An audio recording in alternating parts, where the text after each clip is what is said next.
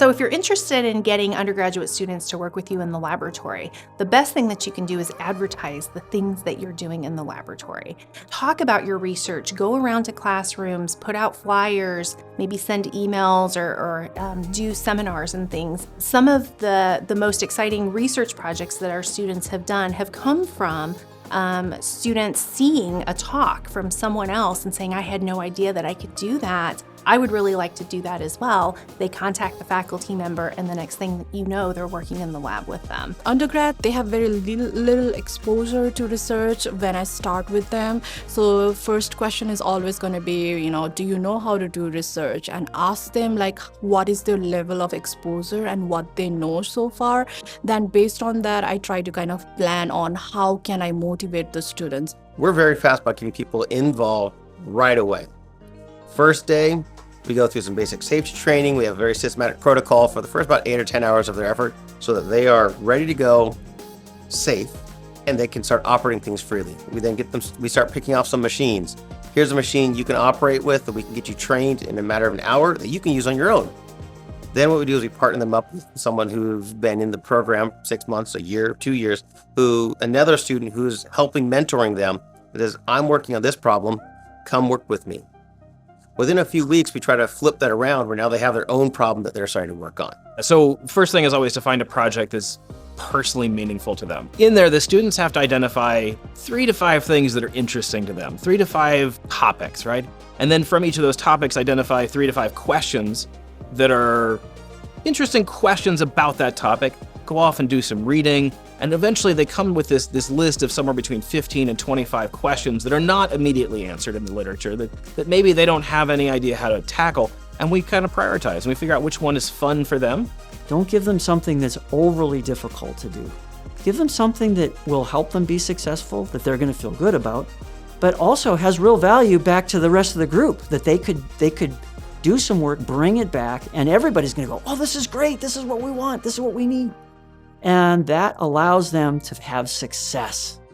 And that success will encourage them to do more, and they'll be willing to step to the next level and then to the next level and to the next level to try more things.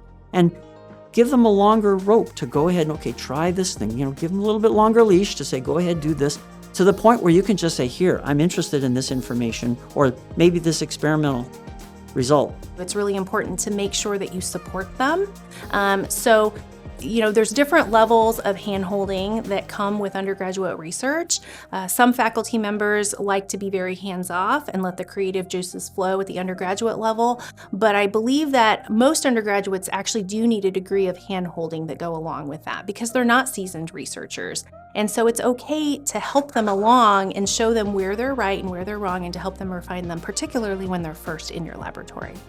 I usually meet with my students on a weekly basis, and if required, multiple times a week, but ideally once a week, and then try to kind of give them the task. So, okay, you did 5 papers literature review this week. Let's try to kind of come up with the plan on what can we get started with. The hesitation comes from uncertainty, right? I'm not quite sure my idea is good enough, right? And by having them meet in person, one-on-one, takes that hesitation out. Don't get on their case if they say, I don't know. A student saying they don't know is probably one of the most valuable things you can ever get. Because if they don't know, that means they're willing to listen, to understand. And if that's the case, then you can work with them, you can guide them, you can show them, and then you're both learning. You're reaffirming what you know. They're learning sometimes for the first time of what they didn't know.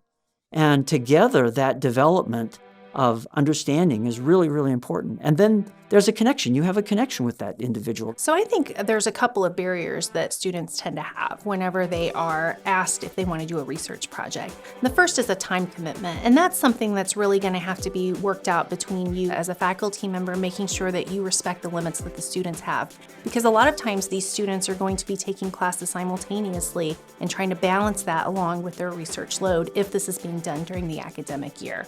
The other Another barrier that I think prevent a lot of students from jumping into the laboratory is the fear of failure. Failure is actually a very, very important part of research. I can't think of any research project that goes smoothly from point A to point B without any hiccups along the way. And for a brand new researcher, that can be very uncomfortable because a lot of people don't like to fail. They're embarrassed and they don't know how to move forward once you've failed. And that's probably the biggest thing to overcome when you learn to first start doing research. And so being able to accept failure and be able to reflect on what went wrong and to improve on that is so, so important. Like I said, research isn't done in isolation or in a vacuum. So when you can get a group of people together who are working on similar projects or who are working on research at the same time, that can help move everyone's projects forward. I have 2 students. One is a graduate student and one is an undergrad. So I pair them together in one project. And what I see is this kind of amazing kind of synergistic, I'm going to say this word here, effect in promoting the growth of both. And that I see them motivating each other, I see them collaborating with each other, and I really see it benefits both. It's important that they feel part and integrated into what we're doing.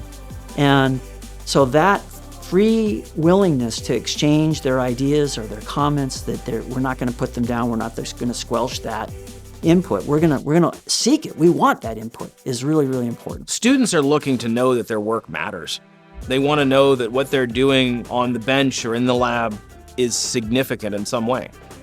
And so you need to be able to articulate to them what that significance is. Otherwise, they just get bored. They're not going to continue if they don't know that they are bringing something meaningful, that they are connected to a larger body of knowledge. The way I further motivate him, I would say this is kind of like a mission. So it's like we have an end goal and we don't know how exactly we're going to get that. We just know there's a mission in mind and we need to complete it.